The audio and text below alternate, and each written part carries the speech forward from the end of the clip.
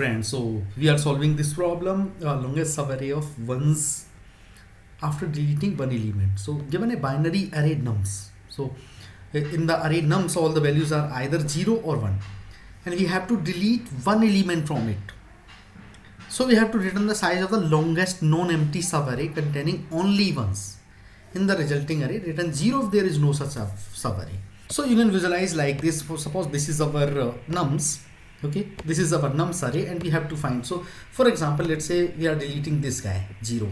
Okay, so then how many consecutive ones we will get here? So if we delete this 0, we will get these many consecutive ones, right?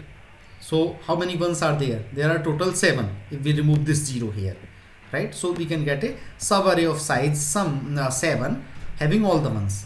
But see here, we can also delete this 0. What if I delete this 0? How many consecutive one I would be getting?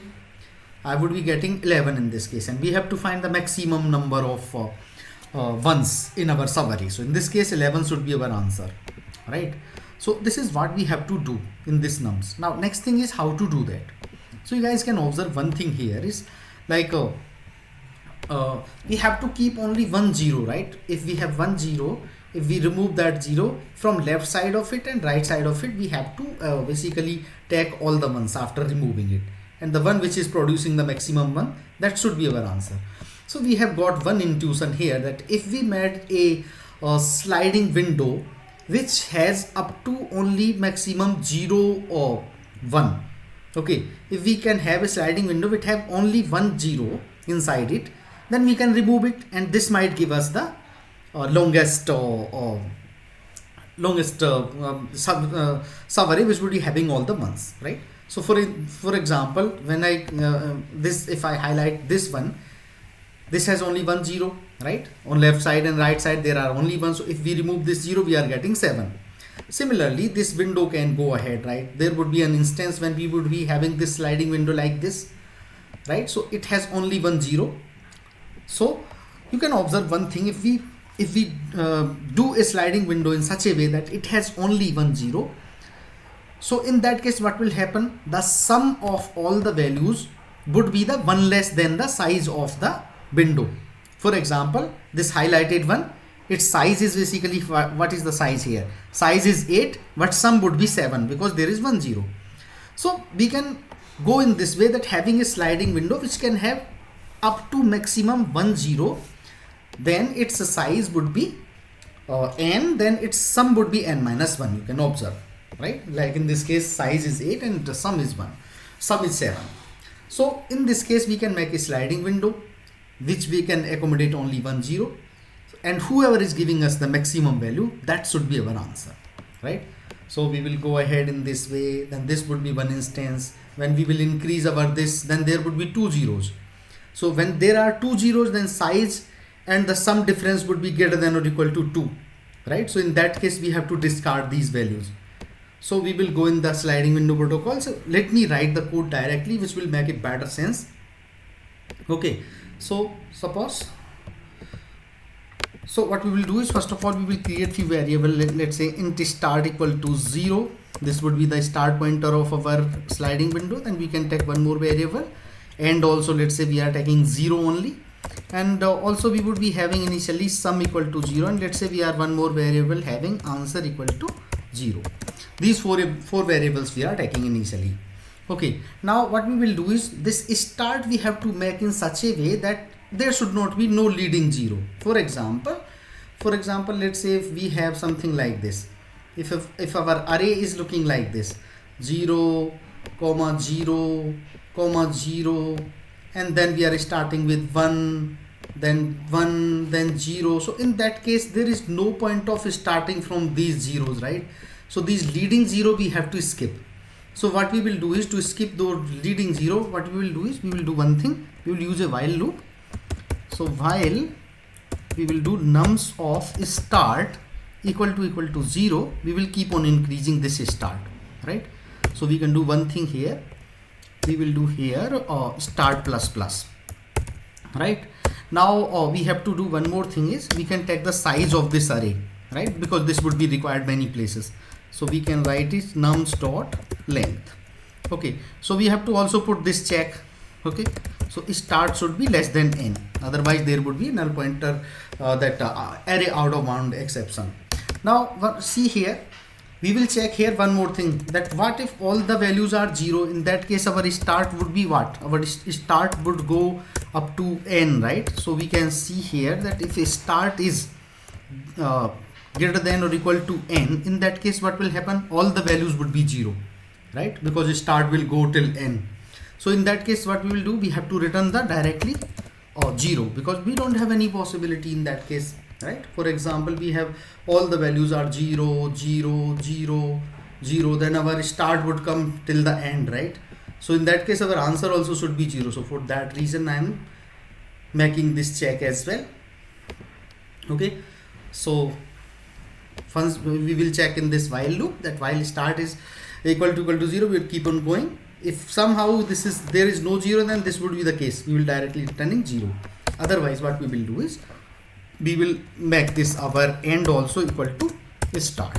Okay, because we might skipping many values. For example, in this case our start would come till here, our start would be coming till here, because we will skip all these leading zeros, right? So same at that place only our end also should be there, right? So we are making end equal to also start after doing this operation, right? Now we will use our while loop, that while this end is less than n, and yeah, so inside it we will go. So what we will do is, we will keep on this sum. So sum equal to sum plus whatever is there at end, right? So sum equal to sum plus nums of end, because initially we are starting with end whatever is there at the start, right? We started with end equal to also start. Initially we are starting whatever is there. So we will keep on summing in this case.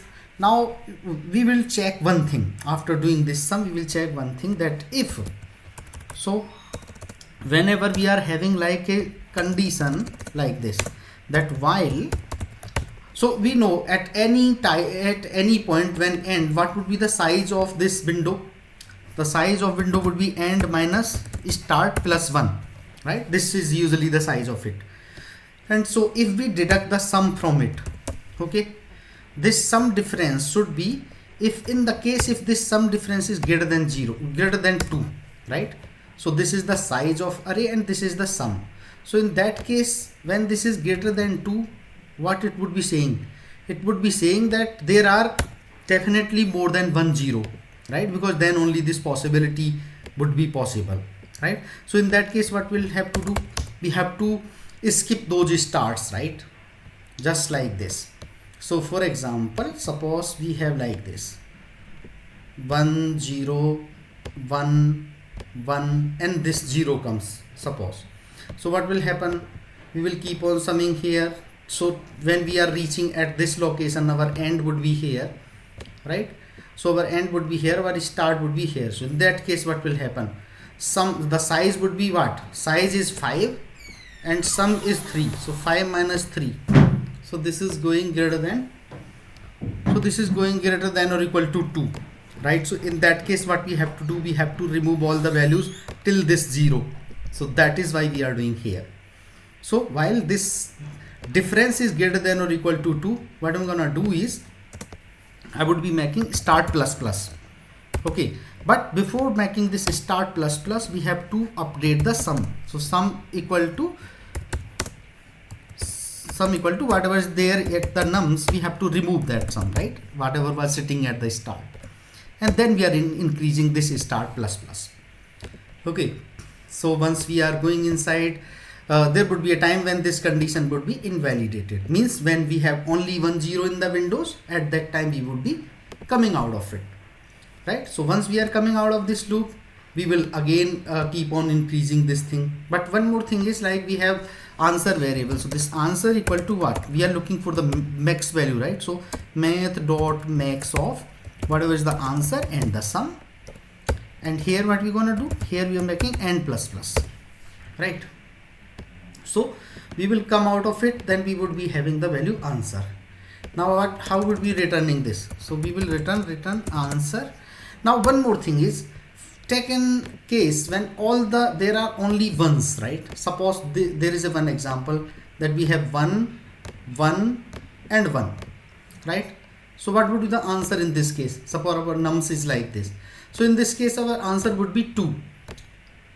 Though sum would be here 3, but as in the question is given, one of them we have to remove, right? So even if we remove this one, still our answer would be these 2, right? So one element is definitely we have to remove. So in that case what will happen, in by any chance if answer equal to the size of it, means if everything is 1, in that case what we have to return, whatever is the value minus 1, answer minus 1. Otherwise we have to return the answer only, right? So this would be our, so let me execute this code. Yeah, so I am running it. Okay, we have one error, so we have to make the semicolon here. Now let me execute it. Yeah, so let me try to submit it. So I am submitting it. Yeah, it is 77.92% faster. So what are the time complexity here? The time complexity is we are doing only single traversal. So time complexity is O of n, and we are not taking any extra space except these few variables. So the time complexity, space complexity is O of 1. So thank you for watching this video. If you guys have any concern, please make a comment over there. Thank you.